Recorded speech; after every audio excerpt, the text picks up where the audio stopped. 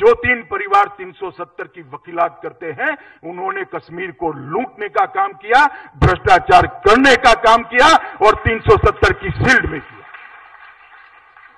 370 के आवरण के अंदर पूरी राजनीतिक प्रक्रिया को दूषित की, पूरी राजनीतिक प्रक्रिया को भ्रष्ट करने का काम किया। और जो पैसा गरीब कश्मीरी के विकास के लिए जाता था, वो पैसे को भ्रष्टाचारी हजम कर गए, जिसका कोई हिसाब किताब नहीं था। और आते लोग अभी जो विरोध करे, ठंड में भी जिनको पसीना आता है, उसका कारण एसीबी की जांच है। मैंने कभी 3-3 पीढ़ी तक जिनके चेहरे पर पसीने नहीं देखे हैं, संसद के वातानुकूलित हॉल के अंदर मैं उनके चेहरे पर पसीना देखता हूं।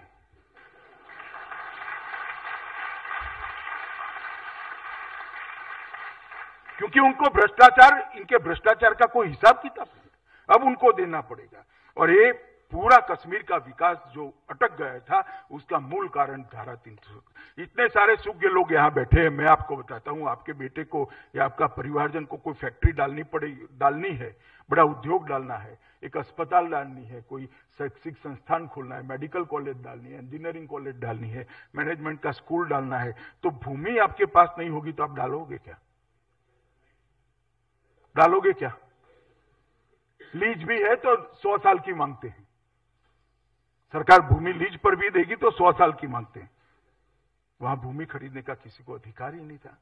वहां विकास पहुंचा नहीं, आपने वहां की जनता को डेवलप होने नहीं दिया। डेवलप करने के लिए बाहर से जो आने थे, उनको 370 के कारण रोक लिया।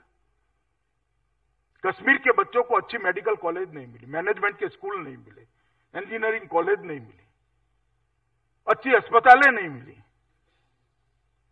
कोई बड़े उद्योग वहां नहीं गए। कैसे जाते? आपने रोक लगा कर रखी। मैं आपको बताना चाहता हूं कि अब नरेंद्र मोदी जी ने 370 को हटाया है। आप मेरी बात देखना, 5-7 साल के अंदर कश्मीर देश का सबसे विकसित राज्य बनने के लिए आगे बढ़ जाएगा। टूरिज्म की अपार संभावनाएं पड़ी।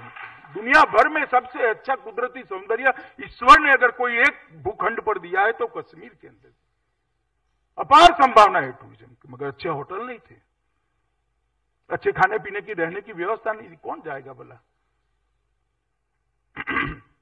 अब ये सारी टूरिज्म की एक्टिविटी को भी बढ़ावा मिलेगा, इंडस्ट्रियलाइजेशन भी होगा, अच्छी हेल्थ सुविधाएं भी पहुंचेगी, अच्छी शिक्षा सुविधाएं भी पहुंचेगी और कश्मीरी बच्चों को एक प्लेटफॉर्म मिलेगा जिस पर खड़ा होकर वो विश्व के युवा की आंख में आंख डालकर स्पर्धा कर दुनिया भर की संपत्ति को कश्मीर के अंदर ला पाए। ऐसा एक मंच देने का काम देश के नेता और हमारे प्रधानमंत्री नरेंद्र मोदी ने